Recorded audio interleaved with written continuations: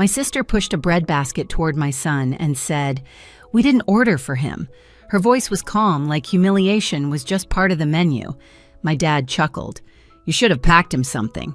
Their kids were eating $100 steaks while mine stared at cold bread.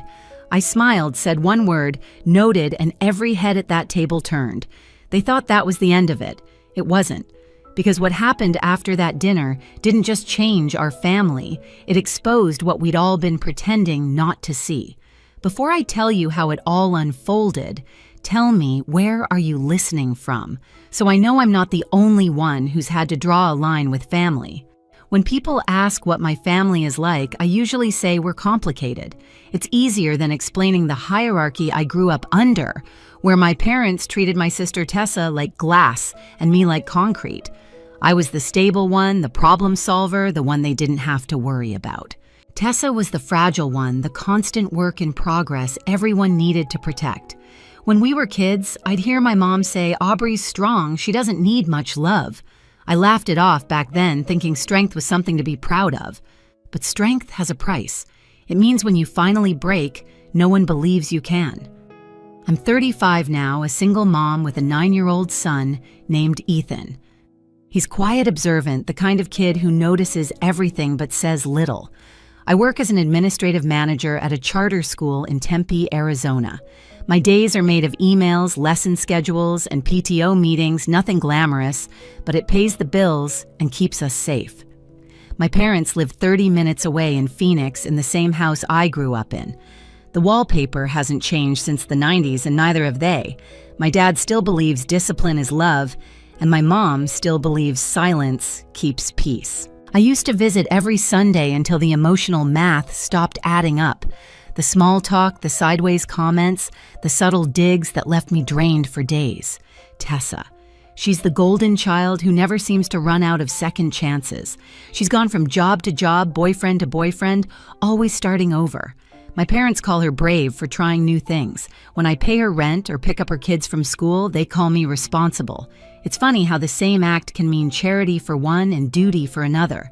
So when my parents invited me to their 45th anniversary dinner, I wanted to believe it was a truce.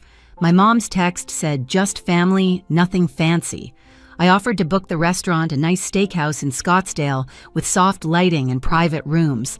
I even found a company to restore their wedding photo from 1978, framed it beautifully. I thought maybe for one night we could all sit at the same table and remember we were on the same side. I didn't realize I was walking straight into a script I'd been cast in since childhood, the one where love had conditions and respect had limits. The night of the dinner, Ethan and I arrived 5 minutes early. He was wearing the little navy blazer I'd ironed that morning, his hair combed just the way he liked it, neat, but not babyish. He gripped my hand as we walked through the heavy glass doors of the steakhouse. I remember the smell of seared meat, the low jazz music, the clink of silverware. It was warm, expensive, almost too polished to feel real. Tessa and her family were already there. Her husband, Doug, had a drink in hand. Their boys were sprawled across the booth, loud and glowing from their tablet screens. Tessa turned, smiled just enough to be polite, and said, "Oh, hey, you made it." She didn't stand up. My mom offered a distracted hug. My dad didn't move at all. No one looked at the gift bag I was holding, the restored wedding photo I'd spent weeks arranging. It sat beside me like an afterthought. I helped Ethan unfold his napkin, pointed at the menu, and whispered, "You can get anything you want." He smiled at the chicken tenders. Simple, safe, something a kid could love. I was just about to wave down the waiter when Tessa leaned over, sliding the bread basket toward Ethan. "We didn't order for your son," she said. "Mom thought he's a picky eater anyway." For a second, I thought I'd misheard her. Then my dad added, casual as ever, "You should have packed him something." It wasn't just what they said, it was how easy it sounded. The tone of people so used to dismissing you that they don't even notice anymore. I looked at my mother. She stared into her glass of water like there was something important floating inside. No one else spoke. Ethan's shoulders slumped. He didn't cry. He just stared at the bread like it might disappear if he touched it. Something in me cracked, but not loud. It was quiet, steady, controlled. I realized sitting there that this table had always been the same Tessa, getting seconds me cleaning the crumbs.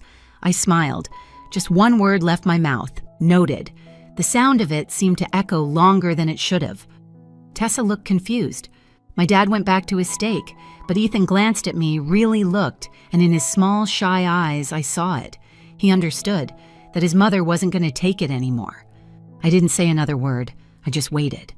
Waited for the moment to make good on that promise. The waiter came back a few minutes later, his notepad ready, smile polite. "Are we all set to order?" he asked.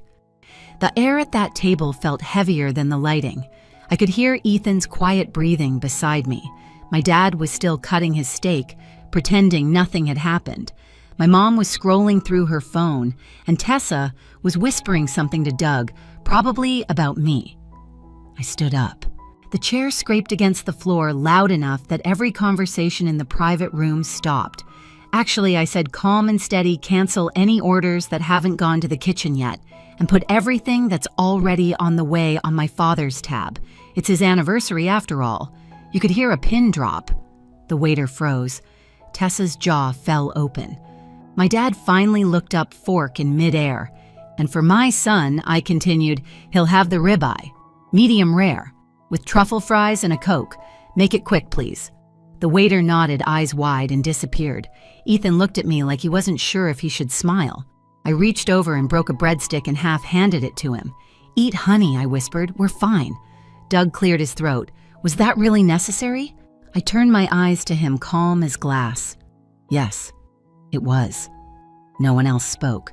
The only sound was the soft clink of silverware from another table through the thin wall. Uncle Frank, my mother's brother, let out one low chuckle from across the room.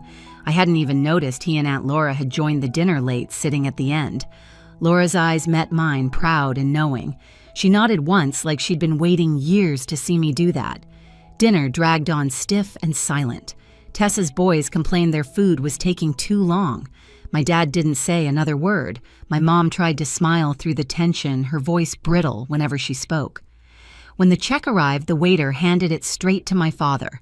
My dad's face went red, but he didn't argue. As we stood to leave, I reached into the gift bag and pulled out the framed wedding photo I'd restored. It was beautiful sepia tones. Edges smoothed the two of them, smiling like the world was just beginning. I placed it gently on the table. "Happy anniversary," I said softly. Then I took Ethan's hand and walked out. We passed the host stand, the bar, the soft jazz still playing like nothing had happened. Outside, the night air hit cold against my skin. Ethan squeezed my hand. "Mom!" "Yeah." He looked up, small and serious. "You weren't scared." I smiled. "No, baby." I was done. By the time I tucked Ethan into bed that night, my phone was already lighting up calls from Mom, missed FaceTimes from Tessa, one long voicemail from Dad. I didn't listen to any of them. I knew exactly what they'd say. "You embarrassed us. You made a scene. You ruined our dinner." For once, I didn't care. I poured a glass of water, sat on the couch, and let the quiet sink in. The house felt still safe. No one talking over me. No one telling me what I should have done differently. Then my phone buzzed again, a message from Tessa. "You owe Dad for the dinner. $1,200. Pay your share." I stared at it for a long minute, then typed back one word, noted. I didn't hit send. I didn't need to. The next morning, there was a knock on my door. I opened it to see my parents and Tessa standing on the porch. They didn't call first. They never did. Dad was holding an envelope. Mom's lips were pressed so tight they were almost white. Tessa had her arms crossed, her sunglasses still on, though it was cloudy. "Can we come in?" Mom asked already, stepping forward. I didn't answer. I just moved aside. Ethan was sitting on the couch, pretending to play his Switch. He looked up, caught my eyes, then looked back down. He didn't need to see this, but he'd lived through enough of it already to know how it went. Dad placed the envelope on the kitchen counter with a soft thud. "That's the bill from last night. You agreed to pay half. You didn't." I leaned against the counter, calm. "Actually, I didn't agree to that. I offered to host, and you turned it into a public shaming. That was your tab." "You embarrassed the entire family," Mom said, her voice shaking. "In public, Aubrey. People were watching." Tessa cut in sharper. "You're delusional. Everyone's talking about it. You looked crazy." I laughed quietly. "Crazy." "You called my son invisible. Maybe that's what crazy looks like to people who can't handle a mirror."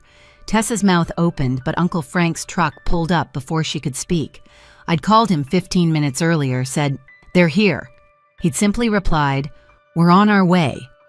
When he and Aunt Laura walked in, the room shifted. My mom's face dropped. Dad's eyes narrowed. Frank nodded at me. "You good?" "Perfect," I said. Laura went straight to the counter, looked at the envelope, then back at my parents. "You really came here to collect money from your daughter after what happened?" "This isn't your business," Mom said quickly. Frank crossed his arms. "It is when you keep pretending one child's worth more than the other." Tessa scoffed. "Oh, please, here we go again, poor perfect Aubrey." I turned to her, my voice level. "You know I've covered your rent for almost a year, paid your electric bill, bought your kids Christmas presents.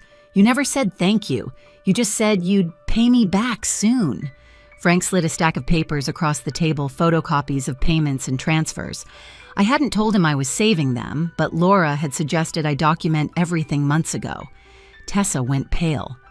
"You kept records. I keep receipts," I said, "for people who forget how much they take." Mom's hand shot up, trembling. "Enough. This is private family business." Laura cut in, her tone calm but firm, "then start acting like a family." No one spoke. Even Ethan looked up from the couch. I reached for the envelope on the counter, opened it. Inside was the restaurant invoice, $1,200, neat handwriting at the bottom, "Pay your share." "Aubrey," I pulled $600 in cash from my wallet, placed it on top. "Here's half. Not out of guilt, out of pettiness. I sleep better knowing you didn't get the whole thing." Dad's face flushed red. "You're being disrespectful." "No," I said. "I'm being done." I slid the remaining papers from the folder toward them. Proof of every payment I'd ever made to Tessa, screenshots of messages, even a note from the school counselor confirming Ethan was doing fine after their so-called concern report. Mom's face drained of color. Dad clenched his jaw. Tessa was trembling. "You're pathetic," she said, voice cracking, "dragging everyone down because you can't stand not being the favorite." I stepped closer. "You were always the favorite, Tessa. You just mistook it for love." The room went quiet. Frank nodded once. "That's it. We're done here." I walked to the door, opened it, and waited. It took them a few seconds, but eventually they filed out. My dad first muttering something under his breath. My mom next, eyes wet. Tessa last glaring. When the door closed, I locked it and leaned my forehead against the wood. For a moment, I just stood there breathing. Then my phone buzzed again. A voicemail from an unknown number. I hit play. "This is the Department of Child Services. We received an anonymous report about your son, Ethan. We'd like to schedule a home visit." I froze. By the time the knock came 2 hours later, I'd already cleaned every surface of the house, double-checked. The fridge straightened Ethan's room. The two women at the door were professional calm. They asked questions. They looked around.